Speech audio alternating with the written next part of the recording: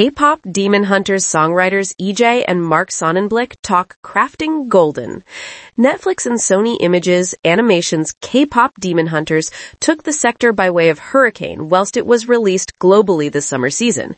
An immaculately lively journey about a trio of dad stars who also protect Earth from the ghoulish hordes of the underworld, it quick have become the most watched Netflix original movie ever. While it was in brief release into theaters, it racked up an excellent $19.2 million over a single weekend.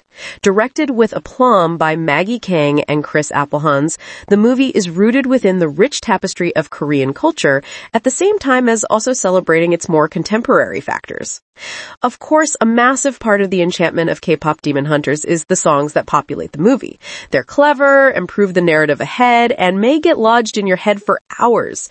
Its album reached platinum fame and became the first soundtrack on the Billboard Hot 100 chart to have 4 songs in its top 10. If there's a standout among them, it's Golden, the song that has been submitted to this year's Oscars. Within the movie, it's the band Hunter X's new single, one meant to unite the Golden Honeymoon and seal our world off from the demons. Maggie and Chris would supply us a bunch of tips and some little sonic references of what they're looking for in the song. That's how it commenced, said Kim Eun-jae, known professionally as EJ, one of the writers of Golden and the singing voice for Hunter X's lead vocalist, Rumi. The model became the ever-present 600-year-old Korean track, Ariarong.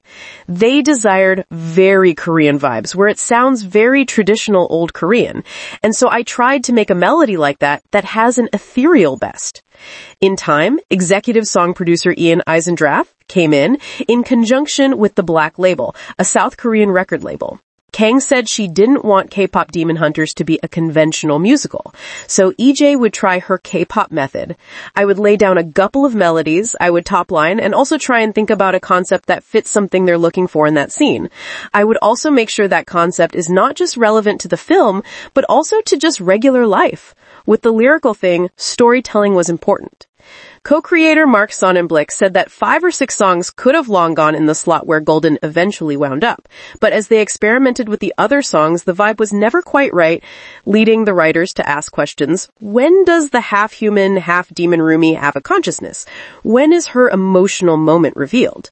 They wanted a song that had the right blend of energy and hopefulness, and one that could inspire the animators. Sonnenblick said he was coming from the story side, and EJ was coming from the songwriting side. They battled it out together. Golden came together fairly late in the game, with the final version of the music and sequence completed in early 2025, just a few months before the film and its music became a real juggernaut. And when it did, both EJ and Sonnenblick were blown away by the response. Sonnenblick said he signed up for a Spotify account so that he could keep tabs on the soundtrack's performance. The track did its own thing, said EJ, who first noticed that the music was catching on when she heard it in an Uber.